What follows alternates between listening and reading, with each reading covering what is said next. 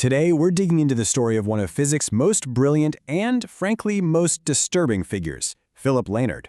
He's a man of huge contradictions, and his life forces us to ask some really tough questions about genius, science, and morality. And this right here, this slide just lays it all out. On one side of the coin, you've got a Nobel Laureate. A guy whose work helped build the foundations of modern physics. And on the other side, an enthusiastic Nazi supporter who used his fame to push hateful ideology and attack giants like Albert Einstein. It's a real mind-bender. So that brings us to the real heart of the matter. The question we're going to try and unravel today: how does someone at the very top of their field, a true scientific genius, end up turning against the very principles of truth and open inquiry that science is supposed to be all about? Let's get into it. To even begin to answer that, you have to go back to the beginning, back to his early days. Before all the hateful ideology, there was just the science. And there's no debating it. Philipp Lenard was an absolutely masterful experimental physicist. 1905. That was a huge year for him. It's when he got the call, the one every scientist dreams of. He was awarded the Nobel Prize in Physics, the highest honor in the entire field, for his incredible work on something called cathode rays. So what in the world are cathode rays? Well, think of them as just beams of electrons. Back in the late 1800s, physicists were completely fascinated by these things, but they had one major roadblock that was stopping them from really figuring them out. And here's where Lenard's genius really shines through. See, the problem was that these rays were stuck inside sealed glass tubes. You couldn't get them out to study them properly. So Lenard's solution was both simple and brilliant. He created what's now called the Lenard Window, just a super thin piece of metal foil in the glass. It was thin enough for the rays to pass right through, but tough enough to keep the vacuum sealed inside. This one little device literally opened up a whole new universe for physics research. And the discoveries that this enabled, they were game changers. By watching how these rays move through stuff, he was one of the very first people to figure out that atoms are mostly empty space. Think about that. He also made some crucial discoveries about the photoelectric effect, work that Albert Einstein himself would later build on.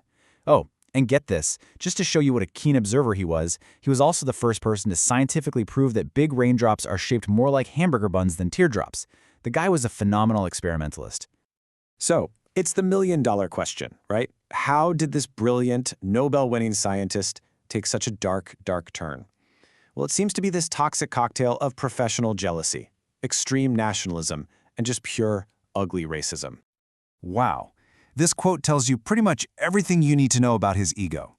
See, Wilhelm Röntgen used one of Lenard's tubes to discover X-rays, and Röntgen won the first ever Nobel Prize for it in 1901. Lenard was absolutely consumed by jealousy. He felt he was the true discoverer and called Röntgen nothing more than a midwife. This bitterness just ate away at him and became a core part of who he was. And you can just watch his downfall on this timeline. Even after winning his own Nobel in 1905, that resentment never went away. It just festered. By the 1920s, he's one of Hitler's earliest and loudest supporters.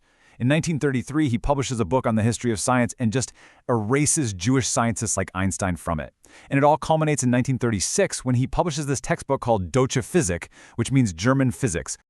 And Deutsche Physik wasn't just a textbook. It was a whole pseudo-scientific movement, and Lenard was its leader.